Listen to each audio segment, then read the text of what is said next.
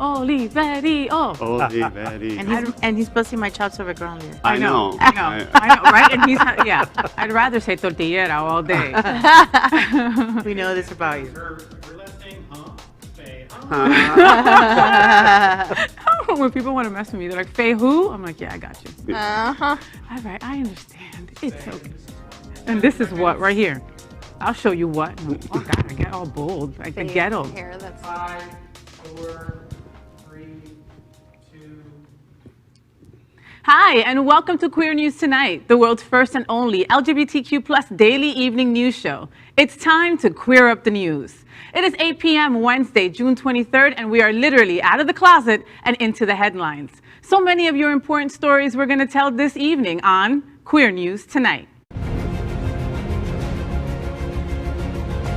This is the world's first live daily LGBTQ plus evening news show. Literally out of the closet and into the headlines on Queer News Tonight with Al Ferguson. Thank you for joining Queer News Tonight. This is the world's first and only unedited live LGBTQ plus evening news show. Whatever happens, you'll see it. Queer News Tonight is supported by viewers like you who are part of the Happening Out television network, Hotspots Magazine, and We Meg events. Hotspots is celebrating 35 years of the LGBTQ plus experience merged. We bring you the best LGBTQ news entertainment and support of the LGBTQ plus community. This evening, we bring you the news of and perspective representing the LGBTQ plus community from South Florida, America, and across our planet. I'm your anchor at Queer News Tonight. No need to adjust your sets. I am not Al Ferguson. I am FayWhat! And let's welcome our anchors for this evening. Our first anchor is Orlando Gonzales. He's the Executive Director for SAVE, Safeguarding American Values for Everyone, recognized as South Florida's longest-serving organization dedicated to protecting people who are LGBTQ+ against discrimination. In his current role, Orlando works to advance SAVE's mission to promote, protect, and defend equality for LGBTQ+ people in South Florida, with public service always being an integral part of his life. He has also served on the board of trustees of the Point Foundation and has been an active alumni of Georgetown University and of the National Urban Fellows Program. Good evening, Orlando. Thank you, Faye. Let's welcome also anchor Jeff Oliverio. He is a founding member and treasurer of the Hollywood LGBTQ plus Council, a unique community civic organization designed to unite the LGBTQ plus community in Greater Hollywood, Florida. He's also a private financial advisor and the current co-chair for the National LGBTQ Task Force 25th Anniversary Gala, happening October 23rd. Welcome, Mr. Jeff. Thank you for having me. I'm happy to be here tonight. Let's welcome anchor Caridad Moro-Gronlier. She is a Cuban-American lesbian poet whose work has been nominated for numerous awards. She is also an educator at FIU and Miami-Dade College. Her teaching has won her awards, including the Unity Coalition Educational Leadership Award. Welcome, Caridad. Thanks for having me. Let's welcome anchor Lexi Goza. She's the former president of Space Coast Pride, founder and president of PFLAG Melbourne Space Coast, assisting with the formation of Rainbow Youth of Brevard, and successfully lobbied the Brevard County School Board and sexual orientation and gender identity to their non-discrimination policies for both students and employees. She is the chair of Miami-Dade Gay and Lesbian Chambers Women's Empowerment Council and board member of Aqua Foundation for Women. She owns a State Farm insurance agency in downtown Miami, certified as an LGBTBE by the National Gay and Lesbian Chamber of Commerce. Good evening, Lexi. Thank you, Caridad. I am so happy to be here and super excited. We are the reporters for Queer News Tonight, and this evening we begin with the queer headlines. The LGBTQ plus community in South Florida and across America is diverse. Our community across the world is vast, and here are the bullet points of the queer news for today, Wednesday, June 23rd. So let's start off by queering up business. Oreo and PFLAG have teamed up to create limited edition Pride cookies. Pride Month just got sweeter for folks all across the LGBTQ plus spectrum, thanks to a continuing collaboration between Oreo and PFLAG. This morning, Oreo tweeted a very intriguing photo of its beloved cookies, rainbow-colored for Pride, of course, with a tantalizing caption saying, "Coming soon." According to Oreo, it's planning on giving away 3,000 limited edition Oreo ID 4P flag boxes with 5 custom Pride flag options. Winners will be able to select the Pride flag theme of their choice, including Pride flag, trans flag, lesbian flag, pansexual flag, and bisexual flag color patterns for their Oreos. The company hasn't yet announced how eager Oreo lovers will be able to vie for their chance to win these custom cookies. What do you guys think? I absolutely love this. This is like so much fun. And you know, when I go into a store like Target or Walmart or anything, and kids are around all of the Pride activities, all they can like fixate on is like the rainbows. Like kids love these, so might as well just marry them with the cookies and you've got a party. Totally agree, and I love that they're teaming up with PFLAG. That's special and close to my heart, so love that. I mean, you know, when they say taste the rainbow, they're really sticking to it. So, and I think it's, again, when you show these representation and it attracts a younger generation, it just shows that it's agreeable to everyone and everyone should be accepting. And I think that's great. Good marketing. I just want some cookies. Yeah, makes me think about the slumber parties of my youth would have been very different, right? With rainbow colored Oreos. What were you doing at your slumber parties? Splitting them in half. Yes. Of course. Well, next up, let's queer up gay culture. Groundbreaking study finds over 1 million non-binary adults live in the United States.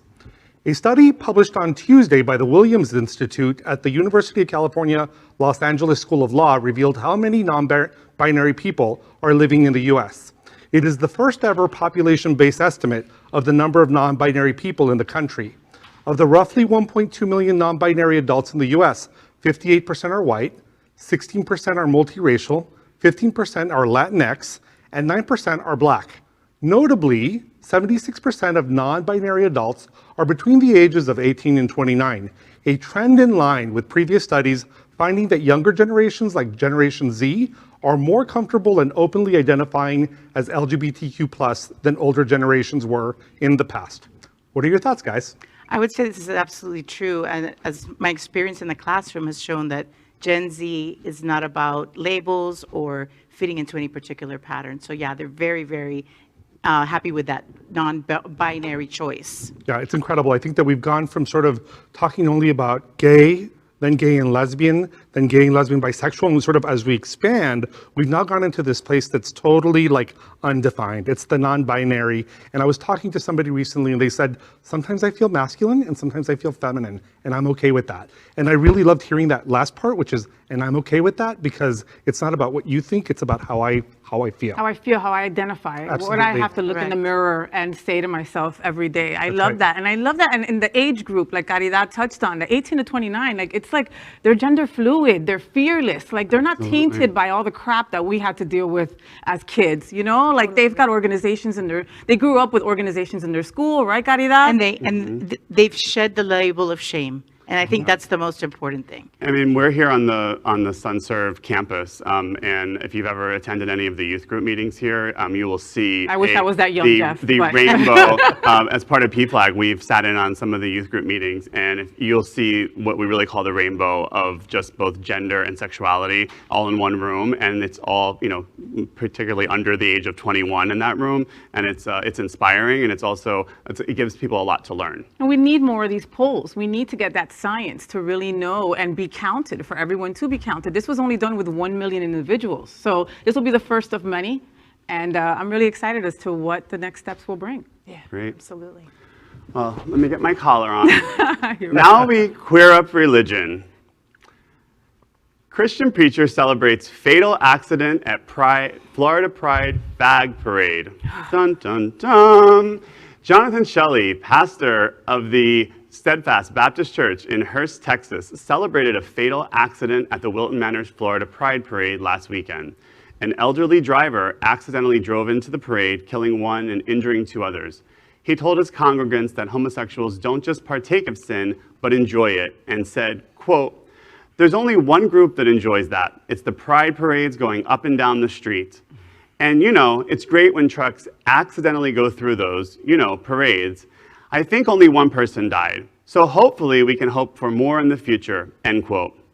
He continued this decidedly un-Christ-like rant with, quote, "I hope they all die. I would love it if every fag would die right now," end quote. Watch this. It's going beyond just saying you do all this wicked stuff. It's saying you enjoy it. You enjoy murder. You enjoy malignity. You enjoy hating God. Look, there's only one group that enjoys that. It's the pride parades going up and down the street. Yeah. And you know, it's great when trucks accidentally go through those, parades. I think only one person died, so hopefully we can hope for more in the future. You say, well, that's mean. Yeah, but the Bible says that they're worthy of death. You say, are you sad when fags die? No, I think it's great. I hope they all die. I would love it if every fag would die right now. And you say, well, I don't think that's what you really mean. That's exactly what I mean. Amen. I really mean it. This is so disgusting. This is horrible. And it's actually really painful to listen to, but that's his intent. However, it lands over here in that way. But what I will say is a couple of things around the Baptist Church, and that is to say that last May, there was a report indicating that for the 14th year in a row, Baptist membership has declined. So people are running away from hateful messages. I mean, who wants to hang around with anybody who's got this kind of a message? And then the other really sort of odd thing that came in the report saying that less people are identifying as Baptists is that there's an increase in the number of Baptist churches. So that means that this guy is alone, probably with 2 or 3 people in his garage, calling it a church, right? So all this, like this little cottage industry that's taking off, let it be. It's no longer going to be a moment of like the big church with a lot of people subscribing to the same harmful, hurtful, hateful message. As hateful as it is, though, he's kind of doing us a favor by putting his hateful rhetoric out in front and center. That's right. The majority of people, one would hope, will see that and find it absolutely morally repugnant, right? So he's doing our work for us. He's just putting out his hateful message, and people will catch on to that. Well, I think as a taxpayer, if I'm subsidizing hate speech, that he should lose his, his tax status. Yeah. And I think that should be the case for all of these churches or organizations that are promoting hate speech. 100%. And there should be reform for this because this is not a church. This is a hate group. Totally agree. I mean, I can't believe that anyone who says the words out loud that they hope someone else would die would consider themselves to be following the teachings of Christ. And like, that's just beyond me. And they're not at all, Lexi. I mean, just hearing Jeff read that story was so hard to just hear.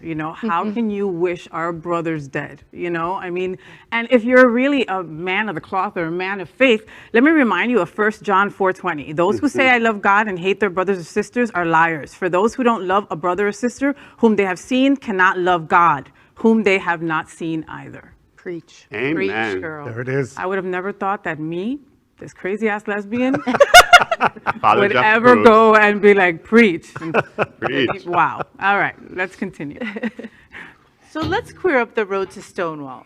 50 vintage photos of pride parades in the U.S. Pride Month is in full swing, and people finally have the chance to honor the occasion in person. But as folks live in this present moment of celebration, June also offers the opportunity to look back at the history of Pride and all it stands for. LGBTQ plus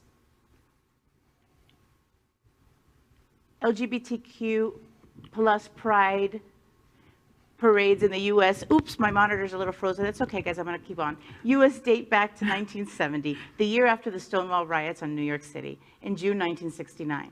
Police raided the Stonewall Inn, a gay bar in Greenwich Village, sparking riots and protests that galvanized the gay rights movement. Since then, members of the LGBTQ plus community and their allies have commemorated the anniversary of these events by marching in support of the queer community and celebrating queer identity.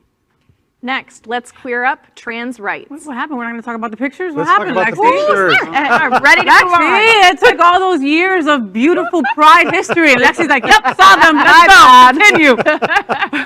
So first of all, the hairstyles, right? I mean, we've been at this for a long time, since all sorts of crazy haircuts and incredible fashion. So it's great to look back at these photos. But I think that one of the things that's consistent about when I look at Pride pictures from before and today, number one is that we're a diverse community, and number two, we're incredibly happy when we're together. And so that is the sort of consistent message that has come throughout the years, and it's wonderful to see them no matter how old they are. Absolutely, and everybody knows we throw the best parties. I think it's important when you look at these for the younger community who comes to Pride parades today, and it is more of a party, to remember that this was a political movement, and this is a march. Still is a political movement. That's right. And It you was a see in the protest. signs and the the passion in those pictures. It's not just about dancing and drinking and having a party. It's there because they needed to be seen. And I think it's good to remember that, why we have pride parades. That's what I think about. I think about the courage that Yeah. it took to be seen in a Yep. time when there was no space for them.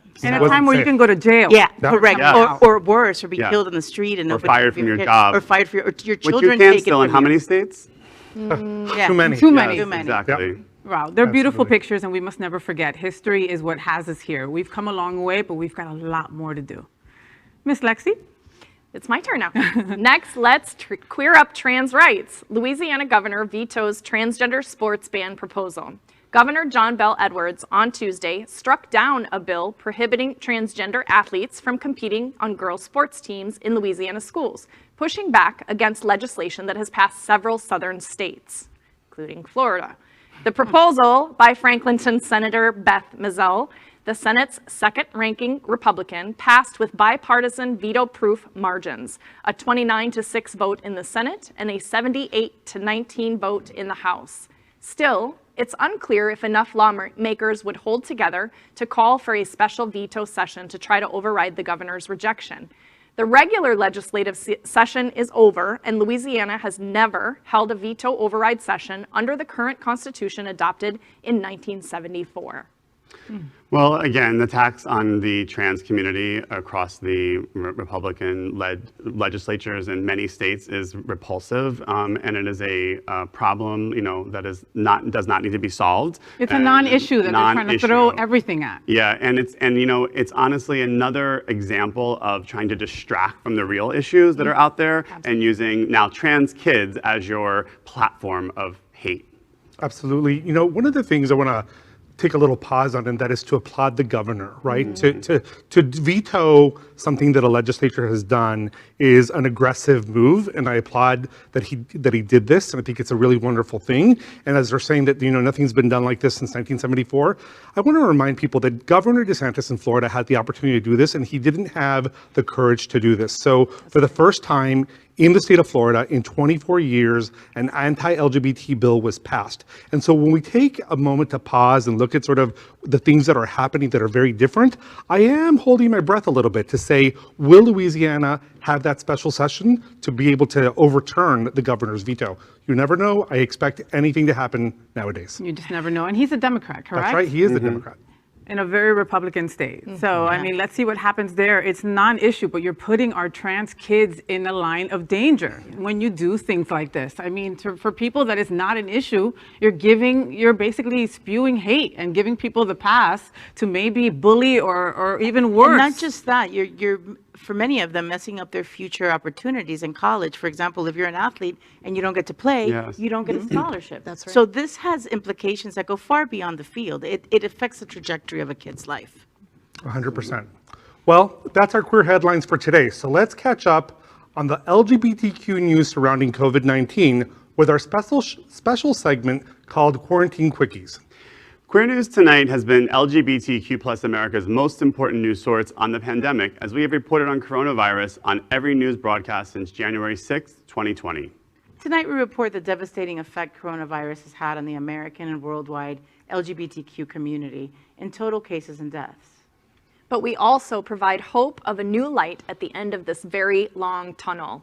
First, we report that as of tonight, more than 2,410,000 LGBTQ plus Americans have contracted COVID-19. We have watched the greatest single year LGBTQ health crisis of our lifetimes. More than 43,000 LGBTQ plus Americans have died from coronavirus. But the news is improving because as of today, more than 319 million vaccination doses have been administered in the U.S. Get your vaccine. Yes, that is our COVID-19 news for tonight. Next, we report that Happening Out Television is a network is passionate about our support for the LGBT community. An example is Sunshine Cathedral, the world's largest queer church here in Fort Lauderdale. We are currently broadcasting from our permanent set here at Sunshine in supporting that partnership. The network broadcasts the largest LGBTQ plus religious broadcast in the world, with more than 30,000 watching every Sunday at 10:30 a.m. Eastern, and it's totally live. We encourage you to tune in. Our campaign and sponsorship proudly supports Sunshine Cathedral is my queer church. Watch this.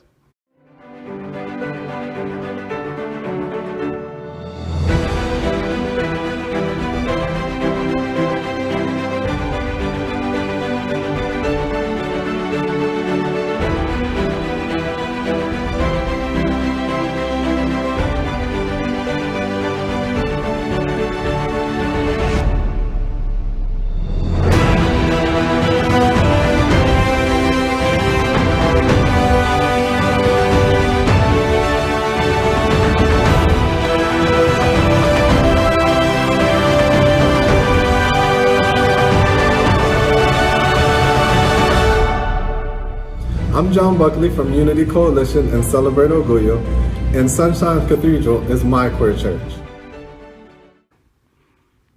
Finally, we thank Queer News Tonight's hotel sponsor, Best Western I-95 Fort Lauderdale. This is the closest and best choice to the famous Wilton Drive, and our hosts and guests stay at LGBTQ plus ally partner. We encourage you to stay here when visiting South Florida. So we're almost done with the show, but before we finish the show, I needed to let you guys all know about one of my favorite books in the whole entire world is Tortillera! Yeah. And the author is here with us today, which is Caridad, one of our guest anchors today. So I could not let the show finish without, she's having a reading coming up, and I wanted her to let you guys know a little bit about the show and about her event coming up on Saturday, I believe. I'm very excited. It's an event at the main library downtown. I'm going to be reading in downtown Miami. In downtown Miami. It's my first live reading since the book came out in February. So it's in my city with my gente, and I hope to see you, the main library, downtown Miami, 12 noon to 1 o'clock. Saturday, Tortillera. Buena suerte. And if you don't know what Tortillera is, come and find out. I love it. Amazing. Saturday. I love it. I'll Miss be Lexi. there. Yes. That is today's news for the LGBTQ plus community on the world's first and only daily LGBTQ plus evening news show. Is our community important to you? Then help us by liking and subscribing. Ring the bell for updates. Share this news with your friends and family. Post this broadcast in the many groups you're a member of. Tonight's stories about our community deserve the attention of your friends and family. Queer News Tonight is the only live LGBTQ plus digital television news in the world that is out of the closet and into the headlines. We need your support. If our community is to grow, we must tell our stories and bring them to the attention of the broader world. This is the only place in the world that tells these LGBTQ plus stories in motion and sound. That is the passion of Happening Out Television Network and Queer News Tonight. I'm your anchor, FayWhat! And on behalf of these incredible LGBTQ plus reporters, the anchors of Queer News Tonight, including Orlando Gonzales, Jeff Oliverio, Caridad Moro-Gronlier, and the beautiful Miss Lexi Goza. We will see you daily, and that means tomorrow night at 8 p.m. Good night.